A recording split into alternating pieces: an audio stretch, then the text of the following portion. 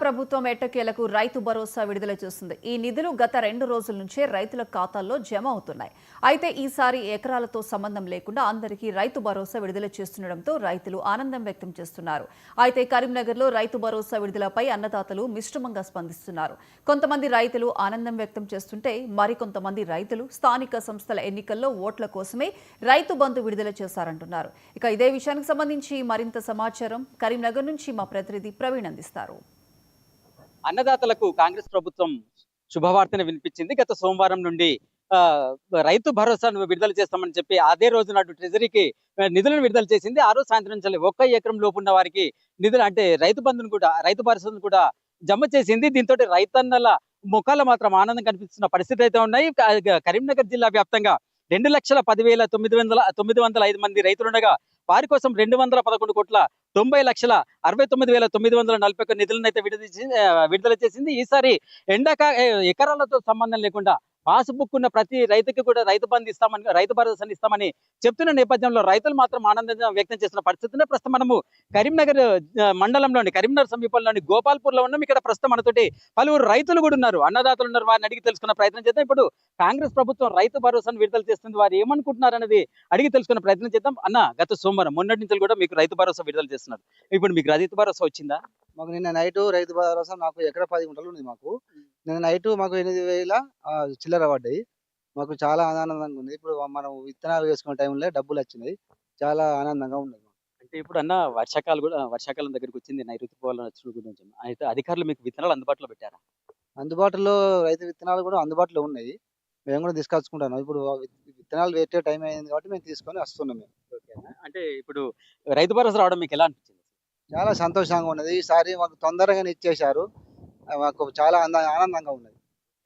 అయితే అన్న, ఇప్పుడు మీరు చెప్పండి, రైతు భరోసా గతంలో కాంగ్రెస్ ప్రభుత్వం వచ్చిన తర్వాత 3 సార్లు వ్యవసాయం అంటే ఒకటిసారి ఇచ్చింది, ఇది రెండోసారి ఇస్తుంది. అంటే ఒకటి మిస్ అయింది. దీన్ని మీరేమంటారు అసలు? నా పేరు శ్రీకాంత్ అండి.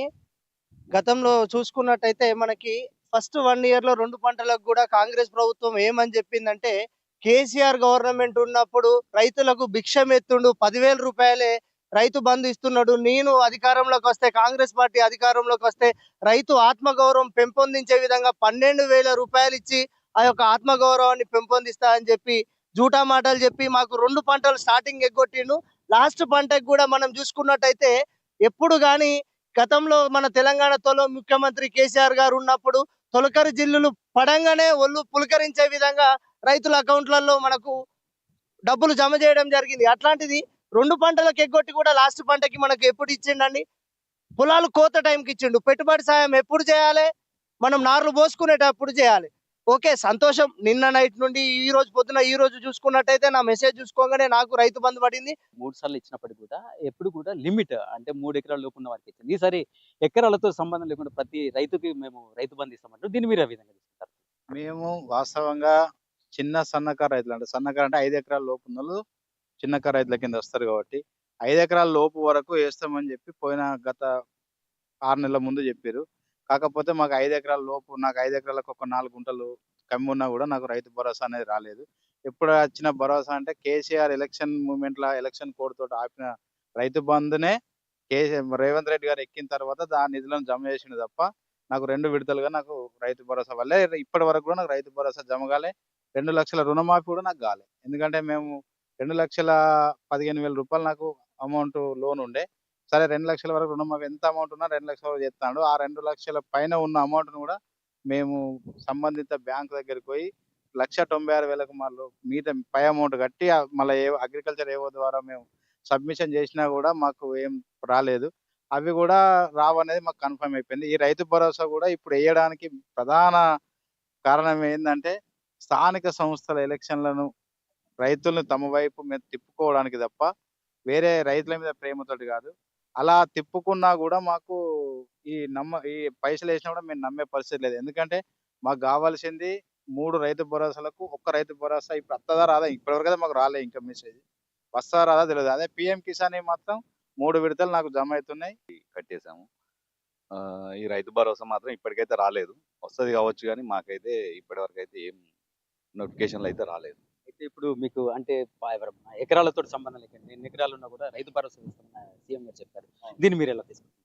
సార్ ఇది స్థానిక సంస్థల ఎన్నికలను దృష్టిలో పెట్టుకొని ఇలాంటి చేశారని నేను భావిస్తున్నాను సార్. అయితే స్థానిక సంస్థల ఎన్నికలను దృష్టిలో పెట్టుకొని ఈ రైతు భరోసాను విడుదల చేస్తారని కూడా చెప్తున్న పరిస్థితులు అయితే ఉన్నాయి. అయితే ఇంతకుముందు గత 3 దఫాల్లో 2 దఫాలుగా విడుదల చేసిన కాంగ్రెస్ ప్రభుత్వం ఈసారి ఎలాంటి హడావుడి లేకుండా సందడి లేకుండా ఈ రైతు భరోసాను విడుదల చేయడాన్ని మేము స్వాగతిస్తున్నప్పటికీ కూడా ఈ అన్ని అంటే గతంలో కేసీఆర్ బాటలనే పోతున్నట్టుగా చెప్తున్నారు ఇక్కడ. అయితే ఈసారి ఎకరాలతో సంబంధం లేకుండా ఈ అందరికీ రైతు భరోసా విడుదల చేయడం వెనుక ఈ లోకల్ బాడీస్ ఎన్నికల కుట్రే దాగి ఉంది అట్టు కనిపిస్తుంది తప్ప వేరే ఏం లేదు. రైతుల మీద మాత్రం ప్రేమ కనిపించట్లేదని చెప్తున్న పరిస్థితులు అవుతున్నాయి. ప్రస్తుతం కరీంనగర్ జిల్లాలోని రైతుల మనోగతం ఇది. కెమెరా పర్సన్ శ్రీధర్తో ప్రవీణ్ ఎర్బాటి, 99 టీవీ, కరీంనగర్.